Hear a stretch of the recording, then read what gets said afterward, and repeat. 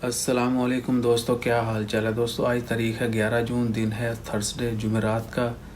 Oman से हम बात करें आपके साथ। आज हम बात करेंगे, इंडिया ने अपनी कुछ नई फ़्लाइट्स जो हैं वो अनाउंस की हैं मस्कत से ओमान से इंडिया के लिए। इससे पहले भी अनाउंस हुई थी 14 फ़्लाइट, जो कि 9 जून से 21 जून तक जो है अनाउंस की गई थी।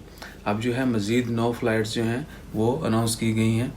उनकी डिटेल क्या है, कहाँ से और किस दिन जाएगी, किस तारीख को जो है वो फ़्लाइट ओमान से मस्कत जाएगी, वो मैं आपको बता देता हूँ। 17 जून से 30 जून तक जो है 9 फ़्लाइट्स जो हैं वो टेक ऑफ करेंगी ओमान से इंडिया के लिए। 17 जून को मस्कत से जो है भुवनेश्वर की एक फ़्लाइट जाएगी। 19 जून को मस्कत से गोवा जाएगी इंडिगो एयरलाइन। ओके, उसके बाद जो है 24 जून को जो है कोझिकोड केरला की एक कोई सिटी है वहाँ पर जाएगी। 25 जून को जो त्रिवेंद्रम बहुत फेमस प्लेस है केरला में, वहाँ एक फ़्लाइट जाएगी। उसके बाद 26 जून को जो है कोची में जाएगी एक फ़्लाइट, और 27 जून को भी जो है दूसरी फ़्लाइट कोची जाएगी। उसके बाद 28 जून को जो है त्रिवेंद्रम में फिर दूसरी फ़्लाइट जाएगी केरला के अंदर।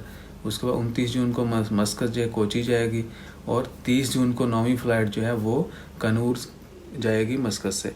तो इस तरह अभी न्यू यानी पहले अनाउंस हुई थी 14 फ़्लाइट 9 से 21 जून तक। अब जो है 17 जून से जो है 30 जून तक जो है नया फ़्लाइट स्केड्यूल शुरू हो चुका है, यानी इशू कर दिया गया है।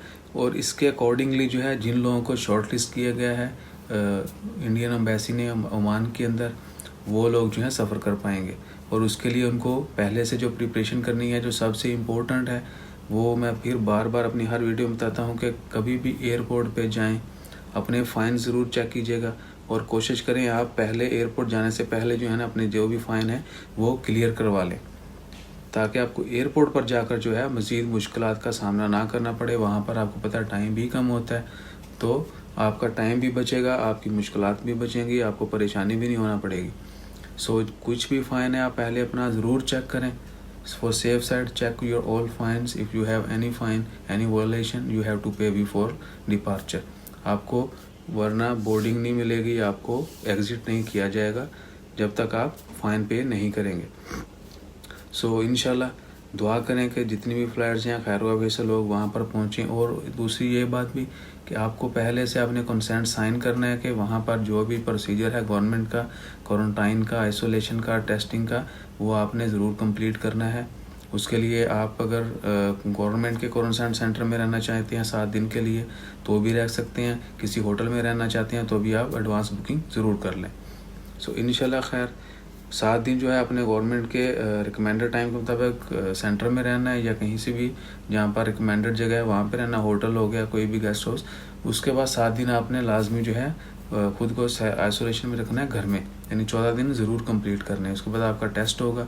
पीपीई किट जो है आपकी फुल बॉडी के लिए, आपने प्रोटेक्शन के लिए, हिफाजत के लिए पहननी है, वो आपको एयरपोर्ट पर फ्री भी दी जाएगी एयरलाइन की तरफ से, जबकि आपको परचेज़ भी कर सकते हैं खुद से एडवांस में, यानी पहन कर ही सफ़र शुरू करें। उसके अलावा एक और मज़ीद इंस्ट्रक्शन है कि जब आप एयरलाइन में बैठेंगे, पहले क्या हो रहा था कि 3 सवारियों के अगर 3 सीट्स हैं तो सिर्फ 2 लोग बैठते थे। अब जो है 3 की इजाज़त दी गई है, लेकिन जो बंदा सेंटर में बैठेगा उसको लाजमी पीपीई किट जो पहननी पड़ेगी। बाकी 2 साइडों पे जो होंगे उनको सिर्फ मास्क और ग्लव्स वगैरह पहनने होंगे।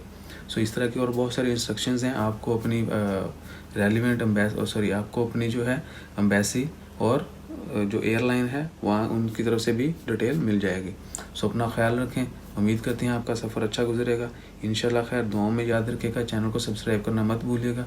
ज़्यादा से ज़्यादा अपना ख्याल रखें। अल्लाह हाफिज़।